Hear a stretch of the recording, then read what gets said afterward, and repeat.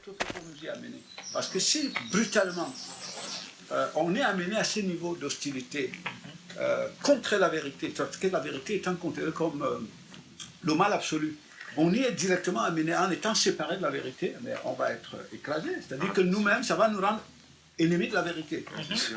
Oui. Ça va te broyer. Ah oui.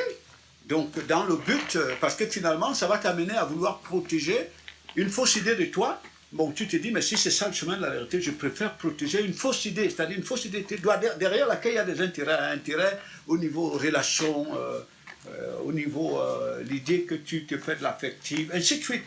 Donc, à cause de ça, tu vas sortir la vérité pour aller coopérer avec le mensonge.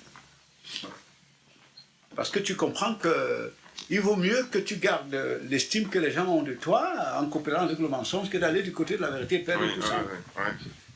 Oui, non, c'est clair. C'est du tous.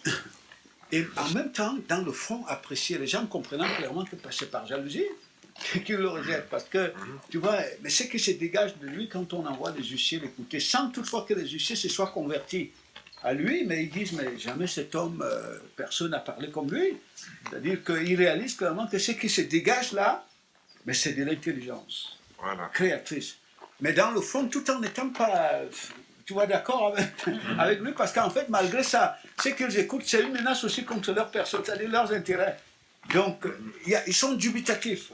Vous voyez, mais dans le fond, c'est là que le disciple doit arriver. C'est-à-dire que si le disciple doit fonder avec son maître, le maître qui est l'émanation du Créateur, c'est-à-dire qui met en lumière la personnalité du Créateur, qui est totalement contraire à l'identité du système globalement et des individus, mais ça veut dire que tu dois être considéré comme le mal absolu. Et il ne faut pas renier cela. Il ne faut pas avoir peur de sortir la vérité parce que, en réalité, quelque part, ça t'expose, entre guillemets, à assumer, c'est-à-dire à subir la même haine que la vérité dont tu es porteur fait l'objet. En même temps, c'est-à-dire que c'est le monde, enfin, l'esprit qui dirige le monde te fait passer pour le mal, alors que c'est même lui le mal. Qui est le mal? C'est lui le mal. C'est ça. Et une inversion des rôles. Mais dans la mesure où on est entré dans une espèce de construction mentale, qui fait que finalement on est rentré dans... On a inversé les rôles. C'est ça. C'est ça. Les rôles, le principe de valeur est voilà, les principes de valeur. Voilà, le principe de valeur est totalement renversé. Voilà. Donc, si vous voulez, dans le fond, c'est ça même que les gens craignent. Hein. C'est-à-dire que subir la haine que le monde a contre la vérité. C'est-à-dire que quelque part, les gens veulent être de la vérité, mais ils ne veulent pas subir la haine que le monde a contre la vérité. Vous voyez bien, c'est totalement complexe à dire, parce que je dis souvent, mais quelque part, on a l'impression qu'il y a des gens qui veulent entrer dans le royaume, dans l'identité du Créateur sans changer leur identité. Vous voyez très bien. C'est-à-dire que si... Voilà, c'est ça. C'est-à-dire que c'est comme si quelqu'un dit, le Créateur te dit, bon, mais ce que je te donne en héritage, c'est mon identité. Tu dis, pourvu que tu n'enlèves pas la mienne.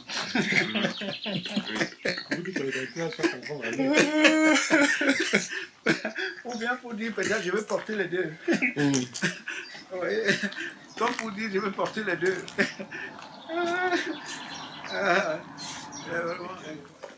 Le Créateur. La vérité avec le Créateur.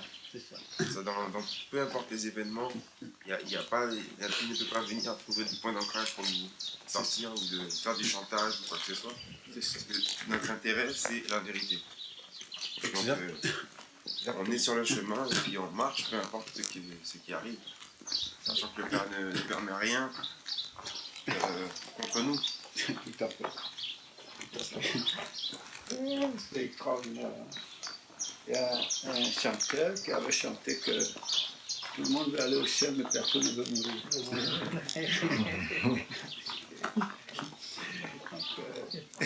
Je suis d'accord que tu me donnes ton identité, créateur très haut, mais pourvu que tu n'enlèves pas la mienne. C'est incroyable. On montre un peu les constructions mentales. Et on voit, en fait, on voit même les animaux qui réagissent comme ça. Par exemple, les chiens. sont souvent proches. Quand l'esprit humain est isolé du Créateur, le chien, comme tu disais hier encore, le chien est très proche de l'humain. C'est-à-dire que l'humain, c'est une intelligence instinctive. Voilà, une conscience instinctive. En fait, tu vois un chien qui tombe dans le trou, en même temps, il appelle le secours. Et quand tu viens pour le secourir, comme c'est comment dirais-je, Un animal instinctif. un animal instinctif. Donc, tu vas pour le secourir. Donc, il peut voir en toi un ennemi. Tu vois un ennemi. Voilà. Mais en même temps, il a besoin d'être secouru. Mais secouru comment? Tu vas pour le sortir du trou. Donc, c'est comme si le chien veut être secouru, mais en demeurant dans le trou. Parce qu'il ne reconnaît pas l'identité de celui qui va pour aller le sortir. Oui, oui. Voilà. Donc, il trouve plutôt que tu es une menace. Donc, c'est exactement comme ça l'humain par rapport au Créateur. C'est-à-dire, en fait, le Créateur étant le Sauveur, comme l'humain a en lui une conscience qui ne se reconnaît pas dans le Créateur, une conscience venant de Satan, quoi, qui ne se reconnaît pas dans le Créateur. Quand le Sauveur veut le sauver, il voit dans le Sauveur une menace.